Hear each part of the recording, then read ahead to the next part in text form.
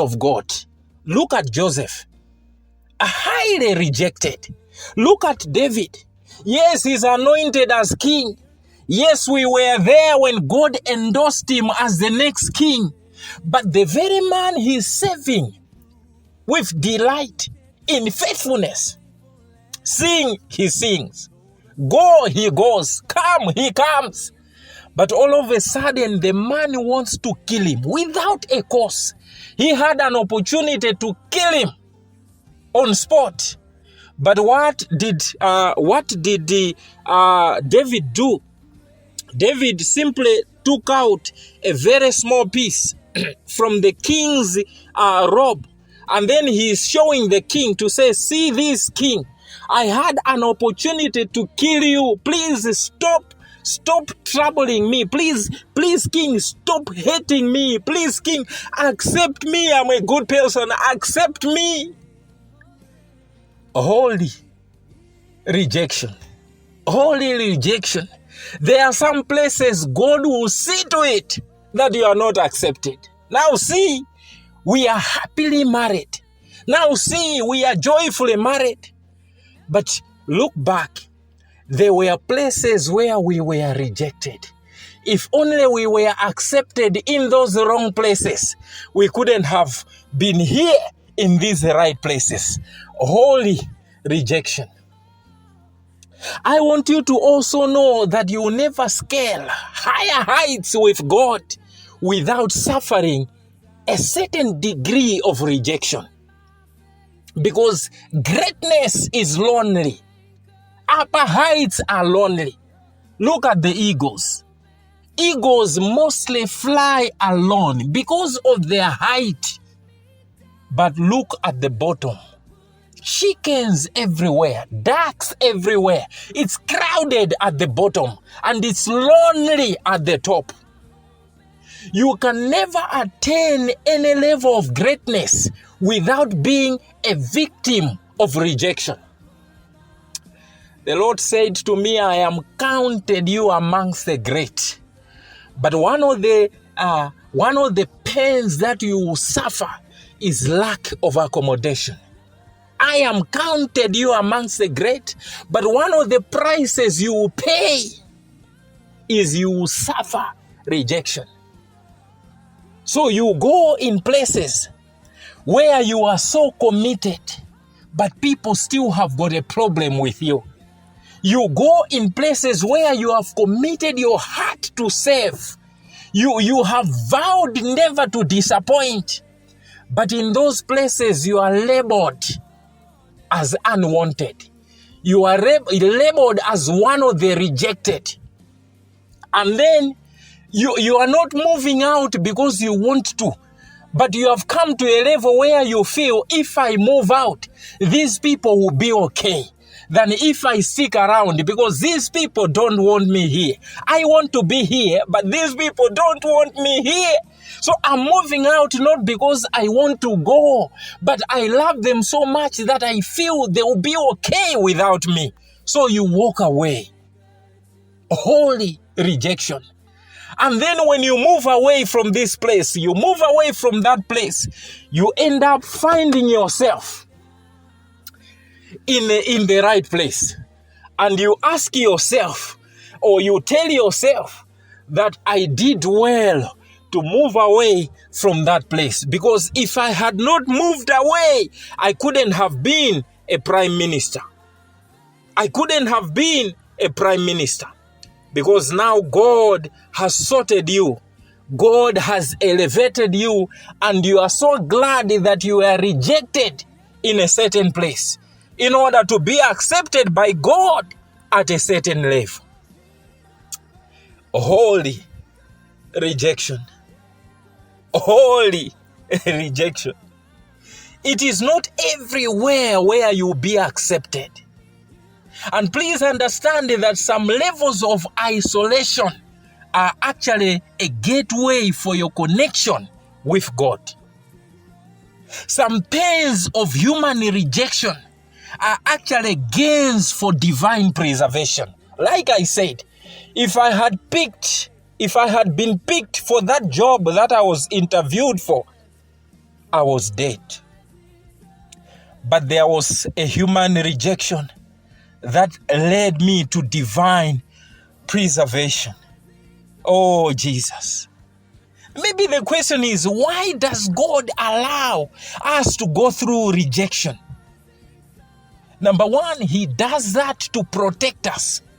To protect us from good people who are not right for our destiny. Not everyone good is godly. There are some nice people that you don't need in your life. These are Jonahs. They are called to Nineveh, but they are lost. They are heading to Tarshish. You are on their ship, as innocent as you are. They look so peaceful. They don't argue. They don't shout. They are just so peaceful. Even in the middle of a storm, they are under the ship, sleeping peacefully. Up until you ask them, why is my life just so dry? I cannot pray anymore. Why am I losing my passion for the word of God? Why am I losing my passion for soul winning? Who are you? Where are you going to? Some nice people like Jonah.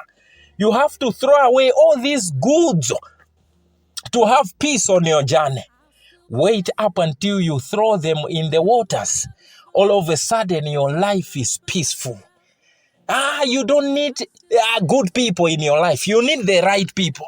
Why does God allow rejection? To protect us from the good people that we don't need in our destiny. Yes, I know that man was educated. He was a good man. Yes, I know that man who had money. He was very good for a marital partner. But I will assure you, he was not the right man for you.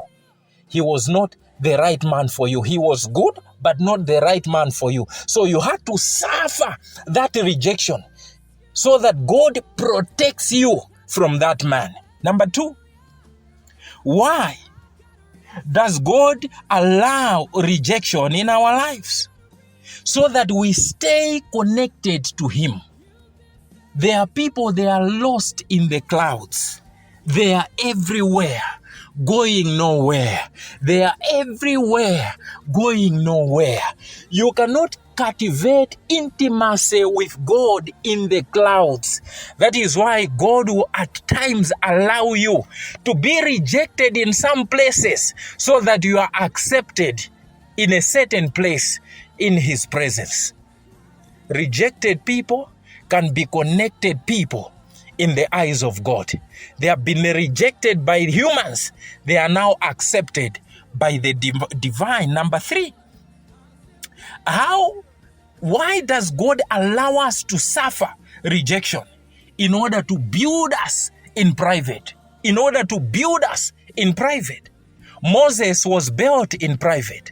He had to run away from his own people. Rejection. David was built in private. He had to avoid people because the moment he came in clouds, it was Eliab, his own brother. Who have you left those small sheep with? Who do you think you are? You are here as inquiring about the battle. You think we are fools. Go back. So these people, their greatness was a function of how God prepared them in private after they had suffered rejection. So God allows rejection in your life to protect you from good people that are not right for your destiny, but also to activate a connection with you, because it's hard to build an intimacy with God in clouds. And number three, to build you in private. Number three, to maintain your focus. You see, if you on your path to destiny, you are surrounded by a lot of hand clappers, you can be assured that you are on a wrong path. Because on your narrow path to destiny, there are no hand clappers. There are clowns of thorns. There are slaps. There are insults. There is holy rejection that will lead you to your destination. So God allows rejection in your life so that you stay focused within your destiny. But also God allows the rejection so that he spares us from the evil that we cannot see. That is why, chichewa akunena kuti zinthu zina tizazindikira patsogolo. Kukanidwa kumawawa lero, koma kutsogolo nkumene umakanena kuti koma Ambuye zikomo. Ndinakanidwa pa malo paja kuti mwina ndikavomerezedwe malo awa. Stop looking at rejection negatively. There is holy rejection and it is powerful. There is holy rejection and it is powerful. Not all rejection should be perceived as negative. There is what we call holy rejection. And we'll finish by looking at 1 Corinthians 1 from verses 26 to 27. It says, brethren, look at your calling. Not many who are wise were called. God called the foolish things of this world. God called the despised. You see, the word holy, if we take it in the Greek, they use the word etheteo. The Greek word for rejection is etheteo. It is to de-esteem, to reject, to despise. So the rejected are the despised. Even if we are to look at this word rejection or reject in the Hebrew, mahaki, in the Hebrew it means to refuse, to despise. So the rejected people are despised people. Now I want you to catch something as we are finishing. The despised are the right candidate for God's glory. Because you see, God does not share his glory with anyone. So, mafamily, mmakhala auje, ndi mmakhala andaninso. Mafamily mwatu mwe mmakhala auje, ndi mmakhala andaninso. Maprogramu mmayenera mumvere kwa auje. Andaninso amayenera kuti angova auje atasanja kale maprogramu. Koma Mulungu amagwira ntchito mwamphamvu ndi andaninso. Tayang'anitsitsane mayitanidwe anu. Siwonse anzeru amene anayitanidwa. Mulungu anayitana zopusa za dziko lapansi akachititse manyazi za nzeru. Akuti God chose the despised. God chose the rejected. Atheteo. Mahaki. God chose the despised, the rejected. If you are here listening to this audio, to this message, and you are one of the rejected, you are a key candidate for God's glory. Because when we are weak, that's when we are so strong. Because God's strength is made perfect in our weaknesses. And the people who are the most despised and the most rejected are the people that God reveals his power through. Look at Joseph, despised but glorified. Look at David, despised, rejected, but elevated. There is what we call holy rejection. Stop suffering. Stop crying. Stop murmuring. He said, I am counted you amongst the great. But one of the prices you are going to pay is lack of acceptance, lack of accommodation. Greatness can never be separated with rejection. But please shift your mind in the divine order. Look at rejection positively and not negatively. Why? Romans 8:28, all things worketh together for good, and to those who love God, those who were called according to God's purpose. It shall be well with you, and it is well with you.